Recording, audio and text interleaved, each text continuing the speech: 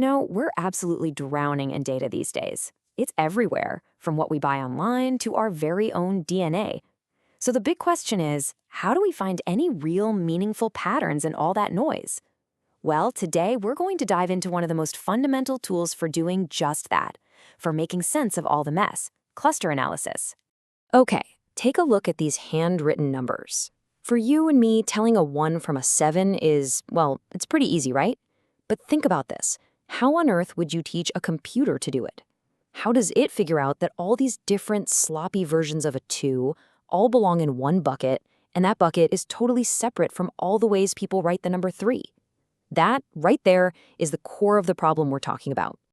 So this kind of challenge, it belongs to a massive field called pattern recognition and machine learning. And really, it's all about one thing: teaching computers to do what our brains do naturally, to spot patterns and understand the world without needing a super detailed, step-by-step instruction manual for every single thing it might see. And when I say this field is vast, I mean it is huge, with decades and decades of research behind it. But no matter what the technique is, the goal is always the same: find some kind of structure in the chaos. And one of the simplest, most powerful ways to start finding that structure? Just group similar things together. And that brings us right to our main event: cluster analysis.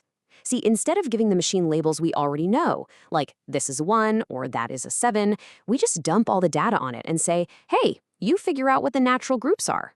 Since there are no right answers for it to learn from ahead of time, this is what we call unsupervised learning. So here's the absolute key idea, the whole point, really. We want to make the things inside a group as similar as possible, while at the same time making the different groups as different from each other as possible. It sounds totally intuitive, but the devil is always in the details. Like, what do we actually mean by similar? And this quote, it just nails the central challenge. There is no single right way to cluster data. The best way to group things really depends on what you're trying to find. And that's why there are literally hundreds of different clustering algorithms out there. Each one has its own opinion, its own philosophy about what makes a good group. This slide really unpacks that whole eye of the beholder idea. Some algorithms think of clusters in terms of connectivity, like points that are all connected in a chain belong together. Others are centroid-based. They're looking for a single point in the middle that can represent the whole group. Then you've got some that look for statistical distributions, and others that define a cluster as just a really dense pocket of data points. So all these different ideas of what a cluster even is, well, they lead to totally different algorithms for how you go about finding them. So to make this a little less abstract, let's zoom in and look at two really popular and really different ways of doing this.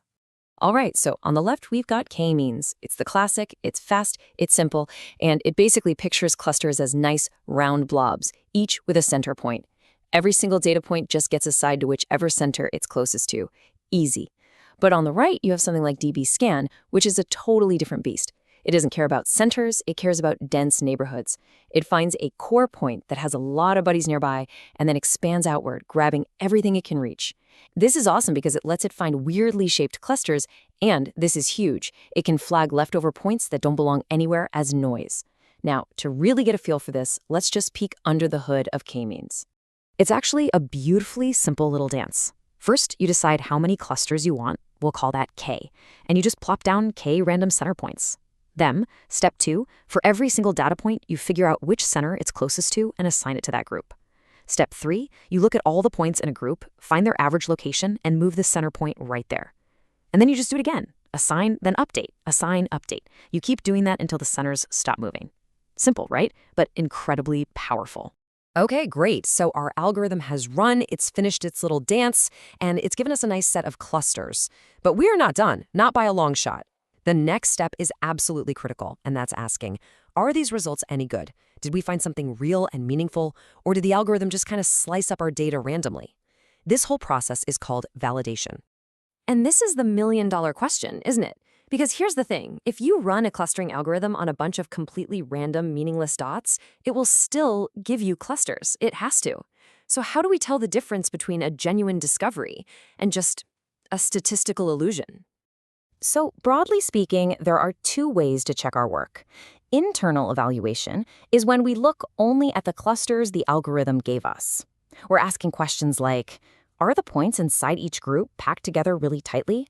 And are the different groups nice and far apart from each other? External evaluation is different. That's when we're lucky enough to have a cheat sheet, a set of correct answers to compare against. Remember those handwritten numbers from the start? If we clustered them, we could then check our machine-made groups against the actual number labels to see just how well our algorithm did. So why does any of this technical stuff actually matter to you? Because, and you might not even realize it, cluster analysis is quietly shaping your world every single day. Let's just look at a few places where you'd find it working behind the scenes. You know when a streaming service recommends a movie and it's spookily accurate? That's often a clustering algorithm, grouping you with other users who have similar tastes. Market researchers use it to find different types of customers.